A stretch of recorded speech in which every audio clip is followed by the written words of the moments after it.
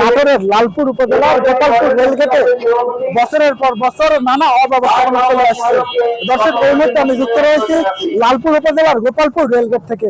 দর্শক, ঠিক আমার পেছনটাতে এই মুহূর্তে নিরাপদ সড়ক আন্দোলনের আয়োজনে গোপালপুর রেলগেটে দায়িত্ব অবহেলা ও প্রতিবাদে রেলগেটে নিরাপদ যান পারাপারের নিশ্চিতের দাবিতে মানববন্ধন অনুষ্ঠিত হচ্ছে। দর্শক, এখানে কিন্তু বক্তারা এই গোপালপুর রেলগেটে নিরাপদে যান পারাপার নিশ্চিতের দাবি জানাচ্ছে। দর্শক, আমরা কথা বলবো এসব যারা বক্তব্য আছে তাদের সঙ্গে। আমরা লক্ষ্য করছি যে এই আজিমনগর রেল স্টেশনের রেলগেটে যে গেটম্যান আছে তারা নিয়ম মাফিক রেলগেট ফেলে না, যে কারণে যে কোনো সময় দুর্ঘটনা ঘটতে পারে।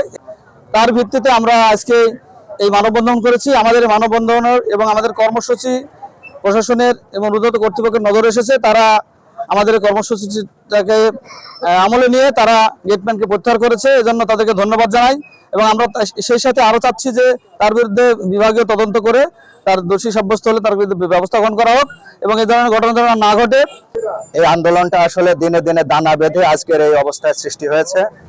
আমরা ইতিপূর্বে অনেকবার মৌখিকভাবে তাদেরকে সতর্ক করেছি, কিন্তু তারা আমলে নেয়নি। বিধায় আমাদের এই প্রোগ্রাম আসলে গেটটা না পড়লে এখানে কিন্তু দেখেন, আপনারা দেখতে পাচ্ছেন যে প্রতি সেকেন্ডে মোটামুটি 10 থেকে 20টা গাড়ি এখানে পাস হচ্ছে এবং শত শত লোক প্রতিদিন কয়েক হাজার গাড়ি এবং কয়েক হাজার মানুষ এই রেলগেট দিয়ে চলাচল করে।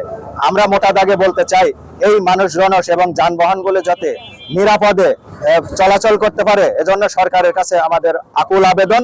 এই গেটম্যান সঠিকভাবে তার দায়িত্ব যদি পালন না করে তাহলে এখানে জনজীবন বিপন্ন হবে এবং এটার জন্য সাধারণ মানুষ ভুগবে, পরিবার ভুগবে, তথা আমাদের রাষ্ট্রের বড় ধরনের ক্ষতি হয়ে যাবে।